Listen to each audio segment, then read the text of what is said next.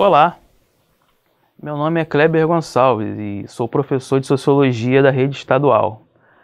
Nós vamos falar sobre cultura, etnocentrismo, relativismo, sobre cidadania, direitos civis, direitos políticos e direitos sociais. Sejam bem-vindos ao ensino médio da rede estadual do Rio de Janeiro. Este, provavelmente, é o seu primeiro encontro com a disciplina Sociologia. E você deve se perguntar, por que estudar essa disciplina? Como ela se aplicará? Como é que eu vou aplicar o conhecimento que me é passado? Alguns conceitos você já deve ter estudado em outras disciplinas, como geografia, história. Outros serão novos. Mas muito do que se aprende aqui nos ajuda na vida cotidiana, dentro e fora da escola. A sociologia é uma ciência extremamente importante para o mundo que estamos vivenciando. Porque além da busca pela compreensão das causas e consequências do que acontece no mundo, ela é capaz de prever, até mesmo antecipar eventos para as gerações seguintes, ajudando-nos a entender, procurar soluções que gerem circunstâncias capazes de diminuir os males que estamos vivenciando na atualidade, como criminalidade, precariedade da educação, pobreza, desigualdades, entre outros. Em linhas gerais, costumamos explicar aos nossos alunos que a ciência, que estuda os fatos e fenômenos que acontecem na sociedade, nos ajuda na conscientização e percepção de problemas, contribuindo para o crescimento e amadurecimento de cada um de nós como pessoas. Além de nos despertar em relação ao nosso papel como agentes transformadores dessa realidade que nos cerca. Vamos começar? Vamos iniciar a nossa aula falando um pouco sobre cultura. O que significa cultura? A cultura pode ser vista como um conceito, uma ideia, uma ferramenta de trabalho para as ciências sociais. Por exemplo, não é necessário ir muito longe para encontrar hábitos e crenças diferentes dos seus. Indo para a China ou atravessando a cidade, para o bairro ao lado, lá estão as diferenças. Pessoas podem se vestir, se comportar de outra forma. Elas ouvem músicas diferentes, ou mesmo se ouvirem a mesma música, ainda podem dançar de forma diferente. É uma coisa universal entre os seres humanos, fora algumas características biológicas, como respirar, dormir, comer, a nossa infinita capacidade de inventar modos de vida distintos, de criar diferenças. Isso nos ajuda, isso nos diferencia dos outros animais não humanos. Nós nascemos como animais inacabados, incompletos, e nos completamos através da cultura. Ela é um mecanismo de controle que regula o nosso comportamento. Para existirmos em um mundo específico, em um determinado universo social, precisamos desse mapa para nos situar. É isso que faz de nós seres humanos. Nós inventamos diferenças, nós atribuímos um sentido às nossas práticas e podemos ensinar isso aos nossos descendentes. Os hábitos e costumes humanos não estão escritos em qualquer natureza. Eles não são universais, mas variam conforme essa palavra curta, porém cheia de significados, cultura. Para fixar o que acabamos de ver, vamos conhecer dois conceitos que são centrais para o estudo da cultura nas ciências sociais: o etnocentrismo e o relativismo cultural. Etnocentrismo é uma visão do mundo no qual tomamos o nosso próprio grupo como centro de tudo.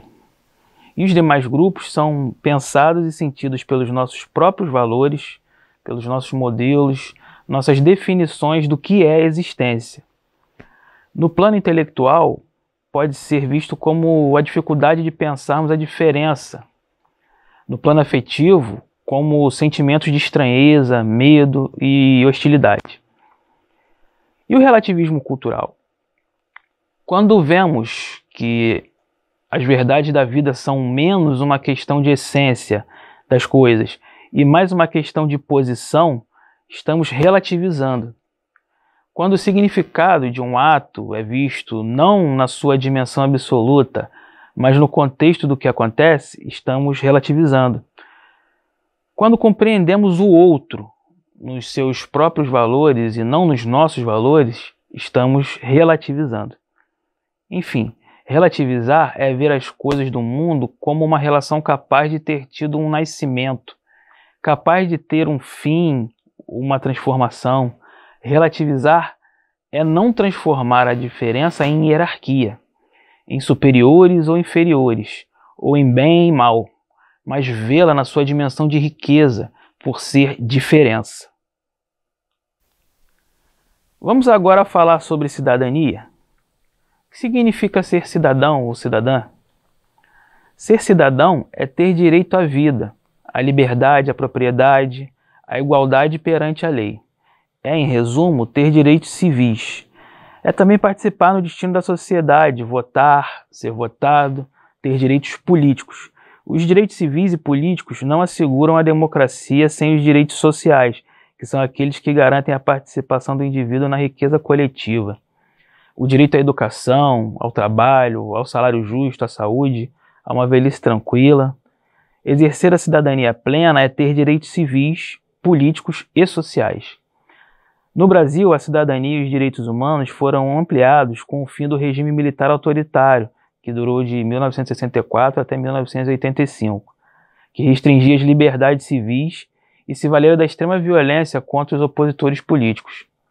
Um marco histórico na redemocratização do país foi a Constituição de 1988, que ainda hoje está em vigor. No seu artigo 5º, ela definiu os direitos e as liberdades individuais dos cidadãos. Na introdução, no caput desse artigo, lemos o seguinte: todos são iguais perante a lei, sem distinção de qualquer natureza, garantindo-se aos brasileiros e aos estrangeiros residentes no país a inviolabilidade do direito à vida, à liberdade, à igualdade, à segurança e à propriedade, nos termos seguintes. Falando sobre direitos, vamos a eles então. Os direitos civis dizem respeito, no fundamental, ao direito de não sofrer agressão física por parte do Estado ou ser morto por este. Estão também relacionados à liberdade de locomoção, de expressão, o que não significa você poder agredir as pessoas com suas palavras e ideias. A liberdade para associação, para reunião, bem como ao direito de ser tratado como igual perante as leis. Os direitos políticos são os direitos de votar e disputar cargos em eleições livres. Em outras palavras, consiste no direito de participar direta ou indiretamente das estruturas de poder do Estado e das decisões coletivas. Já os direitos sociais dizem respeito à segurança econômica e social das pessoas. É alcançada através da oferta de serviços públicos, como saúde, educação, moradia, previdência social, seguro-desemprego e seguro-família.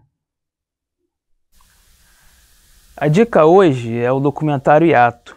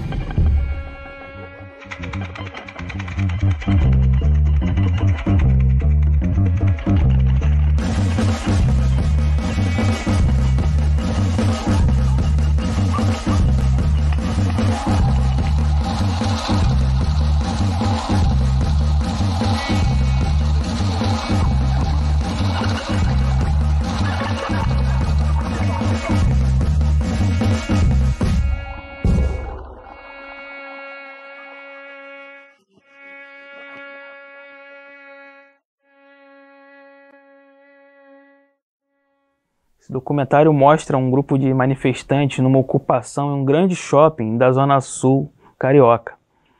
O episódio teve grande repercussão na imprensa nacional e ainda hoje é discutido por alguns teóricos. O filme recuperou imagens de arquivo, traz entrevistas de alguns personagens 7 anos após essa inusitada manifestação. Com ele, nós vamos procurar refletir sobre os temas de nossa aula.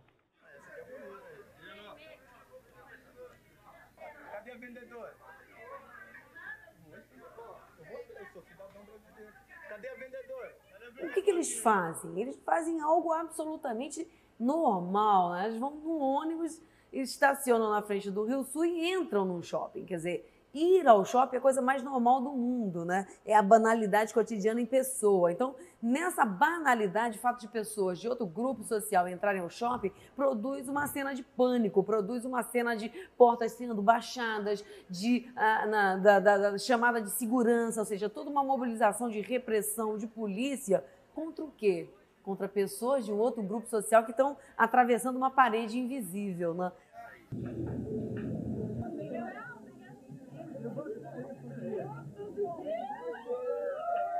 E com as próprias imagens deles de pobreza, com aquele mundo de luxo, de consumo, de riqueza, eles denunciaram as desigualdades, as perversidades desse processo de globalitarismo que está aí. Então, o que eles fizeram? Eles contactaram toda a grande imprensa foi, eles avisaram, nós vamos tomar um shopping, e aí a grande imprensa foi dar cobertura, porque era notícia, quer dizer, não interessava ser solidário aos sem-teto, mas interessava noticiar um possível confronto, uma ocupação, até querer denunciar uma barbárie dos mais pobres, não sei, mas enfim, a grande imprensa cobriu. E aí os caras foram barrados pela polícia, a polícia tentou barrar o prosseguimento deles. Quando viu a imprensa dentro do ônibus, entendeu que não conseguiria barrar, que aquilo ali serviria como... A presença da imprensa ali era um salvo-conduto para eles. E através, então, daquela câmera de televisão, de uma grande estação de televisão do Brasil, com um cinegrafista com crachá da empresa, intimidou o policial. Vocês estão indo para onde? Nós estamos indo ao shopping. Qual shopping? Ainda não foi tido, não. O que a gente escolher, a gente vai lá. A gente vai passear só no shopping. Vamos só comer um pãozinho com uma cagada no shopping. Então, pacífico, posso contar com isso. Por que eu tenho que me vestir de uma certa maneira para ir ao Rio Sul? Onde está escrito isso, né? Quais são essas regras invisíveis que fazem com que uma pessoa vestida de uma certa forma seja mal olhada e mal vista, ou talvez mal atendida, discriminada, né? Isso não está escrito em lugar nenhum. E eu acho que foi isso que foi maravilhoso, né? Foi essa invisibilidade, esse embate político, social, cultural que apareceu ali. Então não pode chinelo, não pode mortadela, não pode pão com manteiga em determinados espaços e lugares. Né? Essa dissipação do limite é que coloca na fronteira uma nova zona de intensidade, em que circulam simultaneamente os sem e o com.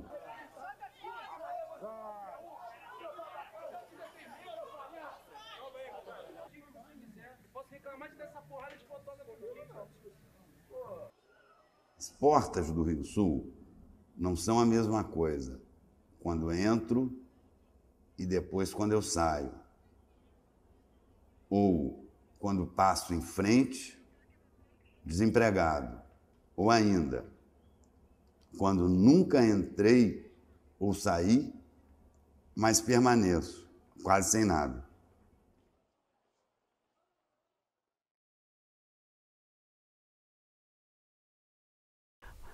Nós nos vemos na próxima aula, quando falaremos um pouco mais sobre desigualdades sociais nas culturas e modo de produção, divisão do trabalho e de classes.